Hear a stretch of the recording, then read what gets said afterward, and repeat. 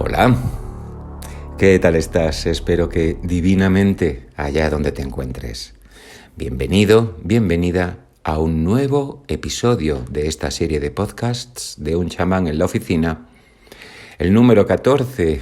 En esta ocasión, después de haber recorrido ese camino hacia la salida de los límites, es donde entramos en ese terreno al que me cuesta mucho adjetivar, que llamo la magia. Y en este episodio 1 de la magia he querido hablarte de el tonal y el nahual, porque es hora de adentrarnos en aspectos más esotéricos o iniciáticos, si se quiere, sin por ello perder el pie a tierra, lo cual es una de mis premisas en este canal. Por ello, saltamos de octava y entramos en la siguiente escala tonal, y valga la expresión. Te había propuesto que tras el ascenso más allá de los límites, como decía, iríamos a por la magia. Y he creído oportuno comenzar por unos conceptos básicos de la vía tolteca del antiguo México, el toltecayotl, vigente aún hoy día y fundamentales dichos conceptos para el cometido que te planteo. Ellos son el tonal y el nahual. Y me he dicho, ¿seré capaz de hablar sobre ello de forma amena, que se entienda, y sin traicionar el verdadero sentido de esos términos hasta donde yo los entiendo y manejo? Solo lo sabré poniéndome manos a la obra. Vamos allá. Pero antes haré un disclaimer. Todo lo que te cuente aquí procede de mi propia investigación, que se ha nutrido y se nutre de numerosísimas fuentes y que ha sido corroborado hasta donde he llegado en mis más de 20 años de práctica, vivencia directa e investigación. Y con todo, ni pretendo estar en posesión de la verdad, lo cual sería contrario al mismo espíritu del iniciado, ni establecer un sistema de creencias que no tendría sentido tras tanto esfuerzo en derribarlos todos ellos, ni convencerte de nada. Mi único intento con todo esto es inspirarte y abrirte puertas para que, si así lo deseas libre y voluntariamente, las cruces y te adentres en la vía del conocimiento por ti mismo o por ti misma y tengas tu propio, único y exclusivo aprendizaje donde tú ejercerás la soberanía absoluta sobre lo que aceptas o desechas, como debe ser. Y si ya estás en el camino del conocimiento, que te sirva esto de estímulo, de intercambio y de fuente de corroboración, allá donde ésta se dé. Fin del disclaimer. Bien, comencemos por recordar que hemos sido muy formateados a lo largo de nuestras vidas, con el objetivo de que consideremos que todo lo que existe es visible, medible, detectable o intuible por medio de todas las poderosas y magníficas herramientas que la razón y el ingenio humanos han creado o crearán. Así, nuestra cosmovisión al uso integra un universo virtualmente infinito en todas direcciones, hecho de materia, energía y unas leyes que lo gobiernan. Incluso, cuando oímos hablar de energía y materia oscura, ampliamente aceptadas en los modelos teóricos, sin que sepamos muy bien qué son, tendemos a imaginarlas como algo que no vemos, pero que es parte de ese universo mensurable, por más que sea virtualmente infinito. Pues cuando imaginamos el infinito, solemos imaginar algo que no se acaba, pero medible. Por eso sabemos que es infinito, porque seguimos midiendo y siempre hay más. Esta concepción, bastante plana pero eficiente para funcionar en términos cotidianos, nos pone difícil mirar mejor, para descubrir que la realidad no es tan medible o mensurable como creemos. Un ejemplo de esto es la preciosa paradoja de la línea de costa. Cito a Wikipedia para explicártela si no la conoces. La paradoja de la línea de costa se deriva de la observación antiintuitiva de que el perímetro costero de una masa de tierra carece de una longitud bien definida. Esto es consecuencia de la naturaleza fractal de las líneas costeras. Más concretamente, la longitud de la línea de costa depende del método utilizado para medirla. Dado que la superficie de una masa terrestre contiene elementos de tamaños absolutamente dispares, desde centenares de kilómetros hasta minúsculas fracciones de 1 milímetro y menos, No existe una medida obvia del tamaño característico del menor objeto que debería ser medido, y por lo tanto, no es posible fijar un único perímetro bien definido de la masa de tierra. Únicamente pueden obtenerse distintas aproximaciones cuando se realizan suposiciones concretas acerca de la medida característica mínima a considerar. Poniéndolo más sencillo, porque hasta aquí llegaba la Wikipedia, no podemos saber cuánto mide realmente la costa, por ejemplo, de la isla de Mallorca, la cual conozco bastante, dicho sea de paso. Así pues, lo que hacemos es aproximarnos mediante una medida elegida y acordada entre las disponibles. Pero si seguimos midiendo queriendo hallar subdivisiones cada vez más pequeñas, nunca llegaremos a un número concreto. La medida de la costa siempre crece y crece. No existe un número final de lo que realmente mide la costa de Mallorca. Para visualizarlo, imagina que tienes una regla que mida 1 kilómetro. La pones sobre la costa, sobre cada accidente, sobre cada curva, y con ella llegas a un resultado. Pero esa regla ha hecho una medida aproximada, ya que hay múltiples accidentes del terreno, entrantes y salientes, que no has medido porque la regla es muy grande. La has puesto encima y todos esos accidentes geográficos no se ajustan a tu regla. Entonces, vas y agarras una de 100 metros, pero te vuelve a pasar lo mismo. Y si coges una de 1 metro, o de 1 centímetro, o de 1 milímetro, siempre van a existir curvas, desniveles y accidentes que se escapan. Interesante, ¿no? Esta paradoja es excelente para ilustrar la naturaleza fractal de todo lo que existe. Y también nos sirve para quebrar el esquema mental que tenemos del universo a la hora de abordar el asunto del tonal y el nahual. Pues para entenderlo, debemos primero alejarnos de la convicción de que todo es medible y verificable desde un punto de vista racional, científico y o tecnológico. Y para ello traigo a la propia ciencia con esta bella paradoja para trascenderla. De otro modo, no podremos abordar el asunto del tonal y el nahual. Bien, he empleado varias veces en mi vida el símil ilustrativo con la materia y energía oscuras para estimular la intuición de quien ha querido acercarse a estos conceptos de un modo racional. Suelo decir que, siendo materia y energía oscuras pura deducción teórica a partir de fenómenos observados y medidos en función de las leyes físicas que conocemos o interpretamos, estas materia y energía oscuras constituyen nada menos que el 95% de lo que existe, aunque ni podamos verlas, ni medirlas, ni detectarlas, sino tan solo deducirlas, como decía, a partir de fenómenos que vemos y que requieren de su existencia para poder ser explicados.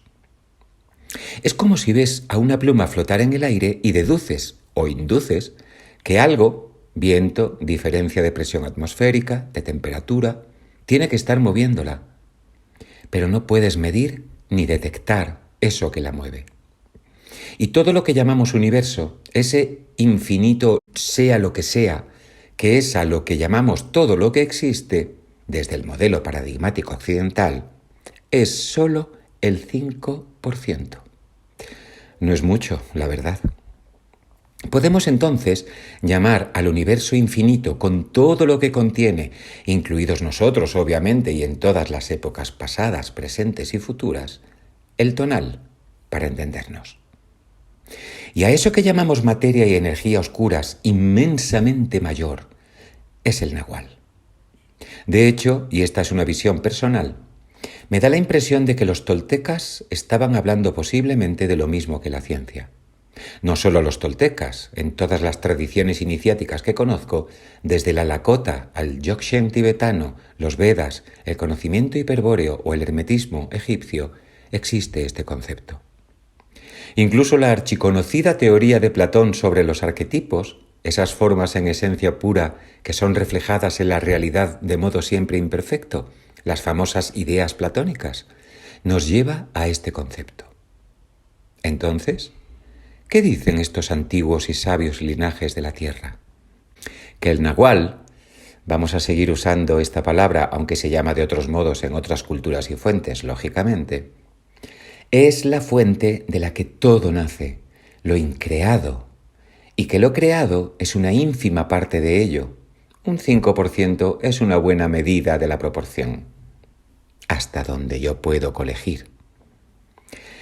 Afirman que todo lo que existe, por tanto, procede del nahual, siendo el tonal la manifestación física, energética, temporal y en todo sentido y aspecto de determinadas fuerzas, entre comillas, que provienen del nahual, lo cual sigue encajando con bastante armonía con lo que dice la astrofísica de nuestro tiempo.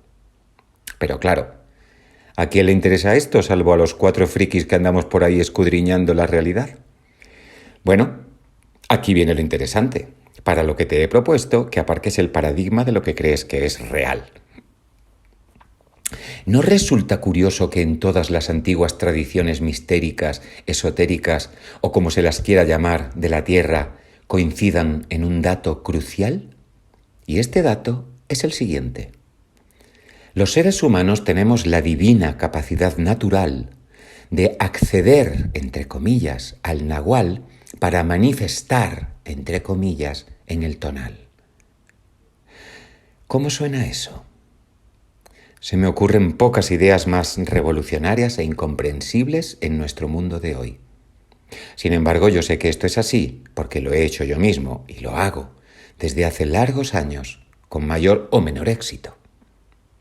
A esto es a lo que se viene llamando magia desde la antigüedad, desde los magos caldeos, para ser más precisos, que datan del primer milenio antes de nuestra cuenta del tiempo.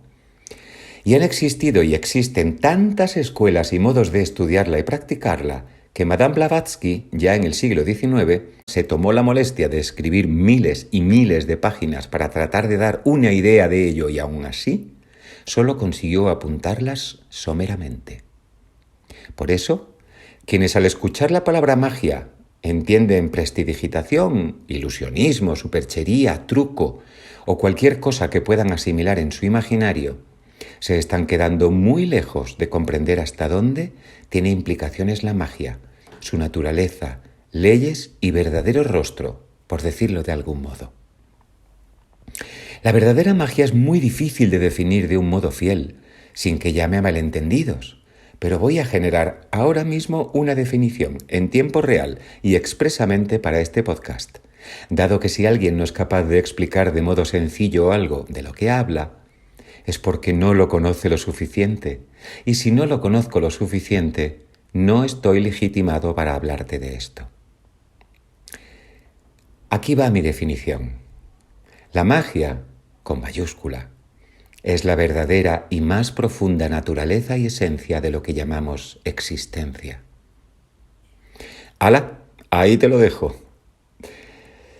Por ello, conocerla es la primera tarea para quien se adentra en este campo fascinante e inabarcable. Y también es la última tarea, pues conocer aquello que le envuelve a uno equivale a que el águila sea capaz de entender lo que es la vida y el aire en el que vuela. Es una tarea sin fin, llena de trampas y errores, pero a medida que se va conociendo, se van desvelando sus principios y leyes. Es preciso, pues, distinguir entre la magia con mayúscula, como la he definido, y el acercamiento a ella. Pues desde mi punto de vista y experiencia, la magia no es algo que alguien pueda hacer o generar de la nada.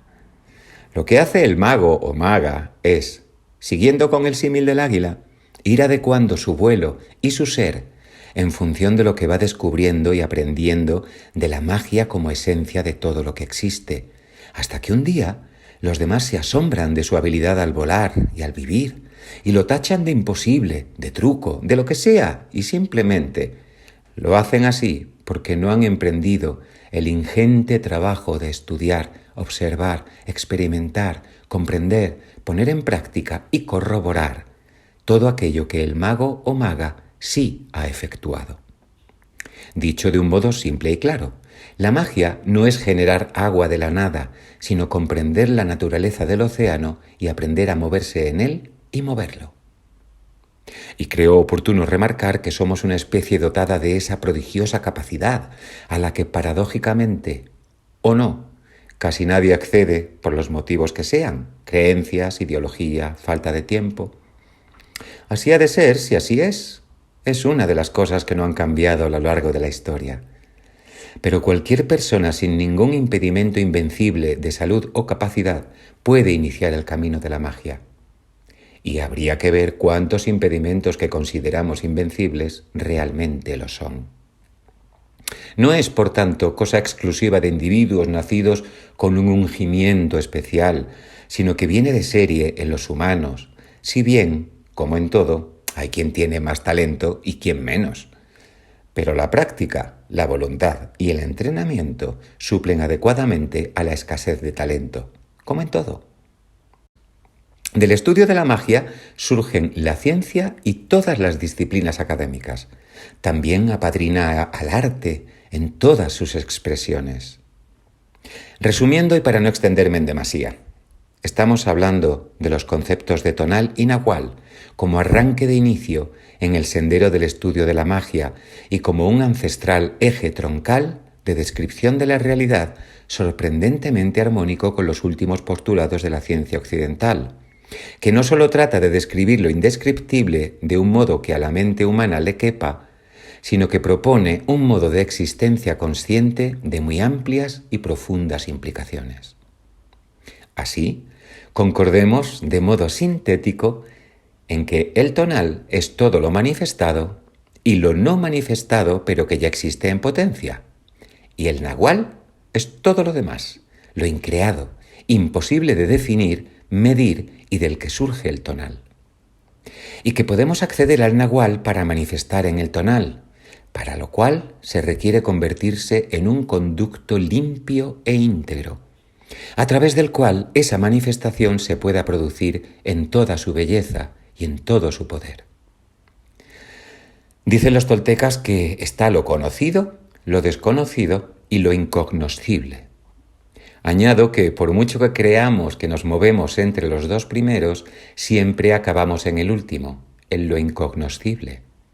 Aquello que jamás podremos conocer por mucho que avancemos, nos desarrollemos o crezcamos como especie. Por eso, para aventurarse en el nahual, que es absoluto e incognoscible, hay que aprender a nadar en la oscuridad, a volar en la nada y a caminar sin orientación.